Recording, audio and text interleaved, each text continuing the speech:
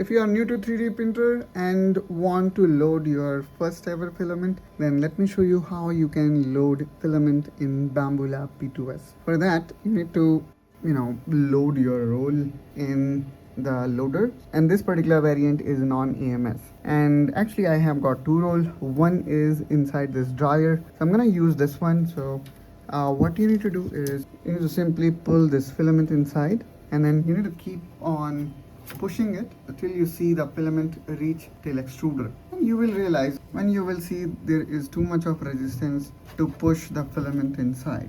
All right, and after that what we need to do is we need to go here in settings and need to click here and need to click on load. Now here we can see these are the steps will be taken automatically by your Bambu Lab P2S. Okay, so here you can see it is asking me to check if the filament is extruded or not, and it seems that it is extruded. So now I need to click on filament extruded, continue. And actually I should have also changed the filament, so I'm gonna go here and edit, and then from here I'm gonna choose petg and need to also change the color of it. And now I can actually choose default and confirm.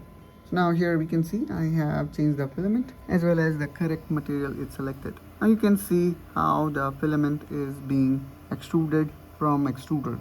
So that's how guys we can load filament in our Bambu Lab P2S. Hope you find this video helpful and informational. Subscribe to Engineering Pritam for more such topics, and I will catch you soon with one such another video. Till then, you take care and bye bye.